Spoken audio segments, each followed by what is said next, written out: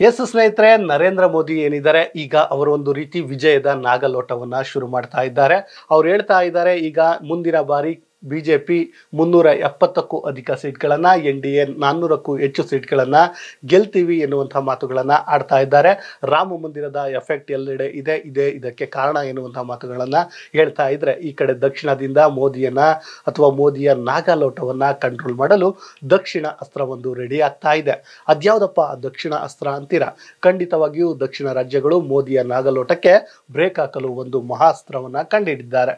ಅದ್ಯಾವುದಪ್ಪ ಅಂತ ಹೇಳ್ತೀವಿ ನೋಡಿ. ಹೌದು ಸ್ನೇಹಿತರೆ, ಈಗಾಗಲೇ ಏನು ಮೋದಿಯವರು ಗೆದ್ದೇ ಗೆಲ್ತೀವಿ ಎನ್ನುವಂತಹ ಮಾತುಗಳನ್ನ ಆಡ್ತಾ ಇದ್ರೆ, ಈ ಕಡೆ ದಕ್ಷಿಣದ ಪ್ರಮುಖ ನಾಯಕರುಗಳಾದ ಅದರಲ್ಲೂ ಕೂಡ ಸಿದ್ದರಾಮಯ್ಯರವರ ನಾಯಕತ್ವದಲ್ಲಿ ದಕ್ಷಿಣ ರಾಜ್ಯಗಳ ಒಕ್ಕೂಟವೊಂದನ್ನ ರಚಿಸಿಕೊಳ್ಳುವ ಮೂಲಕ ಮೋದಿಯವರ ಓಟಕ್ಕೆ ಬ್ರೇಕ್ ಹಾಕುವಂತಹ ಒಂದು ಆಲೋಚನೆ ಬಂದಿದೆ ಎನ್ನುವಂತಹ ಮಾತುಗಳು ಈಗ ಎಲ್ಲೆಡೆ ಕೇಳಿ ಬರ್ತಿದೆ.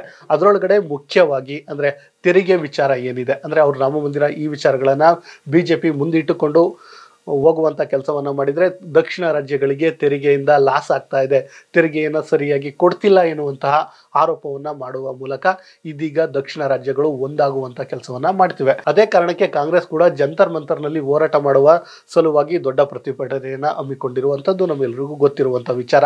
ಇದರ ನಡುವೆ ಇದೀಗ ದಕ್ಷಿಣ ರಾಜ್ಯಗಳು ಏನಾದ್ರೂ ಒಪ್ಪಿಗೆ ಕೊಟ್ರೆ ಸಿದ್ದರಾಮಯ್ಯನವರ ನೇತೃತ್ವದಲ್ಲಿ ಒಂದು ಒಕ್ಕೂಟವನ್ನ ರಚಿಸಿಕೊಂಡು ಒಂದು ರೀತಿ ಬಿಜೆಪಿಯ ಅಲೆ ಏನಿದೆ ಅಂದ್ರೆ ವಿರೋಧ ಪಕ್ಷಗಳ ಅಲೆ ಏನಿದೆ ಅದನ್ನ ತಡೆಯುವಂತಹ ಅಂದ್ರೆ ಮೋದಿ ಅವರ ನಾಗಲೋಟವನ್ನ ತಡೆಯುವಂತಹ ಒಂದು ಪ್ರಯತ್ನಕ್ಕೆ ಕೈ ಹಾಕಲಾಗಿದೆ ಎನ್ನಲಾಗ್ತಿದೆ. ಇನ್ನು ಈ ಕಡೆ ಬಿಜೆಪಿ ರಾಮ ಮಂದಿರ ಇರಬಹುದು, 370 ಆಕ್ಟ್ ಇರಬಹುದು, ಯೂನಿಫಾರ್ಮ್ ಕೋಡ್ ಇರ್ಬೋದು, ಈ ವಿಚಾರಗಳನ್ನ ಇಟ್ಕೊಂಡು ರಾಜಕೀಯನ ಮಾಡಲು ಹೊರಟಿದ್ರೆ, ಕಾಂಗ್ರೆಸ್ ಮತ್ತು ಈ ದಕ್ಷಿಣ ರಾಜ್ಯಗಳು ಏನಾದ್ರೂ ಒಂದಾದ್ರೆ ತೆರಿಗೆ ಅಸ್ತ್ರವನ್ನ ಇಟ್ಕೋಬಹುದು, ಮಣಿಪುರದಲ್ಲಿ ಆದಂತ ವಿಚಾರಗಳನ್ನ ಇಟ್ಕೋಬಹುದು, ಅಂದ್ರೆ ಬರ ಪರಿಹಾರದ ಸಂದರ್ಭದಲ್ಲಿ ಹಣವನ್ನ ಕೊಡ್ಲಿಲ್ಲ ಅನ್ನುವಂತಹ ವಿಚಾರ ಇರಬಹುದು, ಇನ್ನು ಏನು ಪ್ರವಾಹ ಬಂತಲ್ಲ ಆಗ ಮೋದಿ ಅವರು ಬರಲಿಲ್ಲ ಎನ್ನುವಂತಹ ವಿಚಾರಗಳನ್ನ ದಕ್ಷಿಣ ಭಾರತದ ಒಕ್ಕೂಟ ಇಟ್ಕೊಂಡು ಅವರನ್ನ ಸೋಲಿಸುವಂತ ಒಂದು ಪ್ರಯತ್ನವನ್ನ ಮಾಡ್ತಾ ಇದೆ.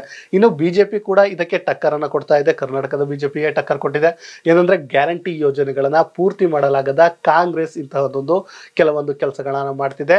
ಲೋಕಸಭೆಯ ನಂತರ ಮುಂದುವರಿಸಲು ಸಾಧ್ಯ ಇಲ್ಲ. ಅದೇ ಕಾರಣಕ್ಕೆ ಕೇಂದ್ರ ಸರ್ಕಾರದ ಮೇಲೆ ಗೂಬೆಯನ್ನ ಕೂರಿಸುವಂತ ಕೆಲಸವನ್ನ ಮಾಡ್ತಿದೆ ಅಂತ ಬಿಜೆಪಿ ಟಾಂಗ್ ಕೊಡ್ತಾ ಇದೆ. ಅದೇನಾದ್ರೂ ಆಗ್ಲಿ ಸ್ನೇಹಿತರೆ, ಇದೀಗ ಮೋದಿಯವರ ನಾಗಲೋಟಕ್ಕೆ ಬ್ರೇಕ್ ಹಾಕಲು ಸಿದ್ದು ನೇತೃತ್ವದಲ್ಲಿ ಒಂದು ದಕ್ಷಿಣ ರಾಜ್ಯಗಳ ಒಕ್ಕೂಟ ರಚನೆ ಆಗಬೇಕೆನ್ನುವಂತಹ ಕೂಗು ಕೇಳಿ ಬರ್ತಿದೆ.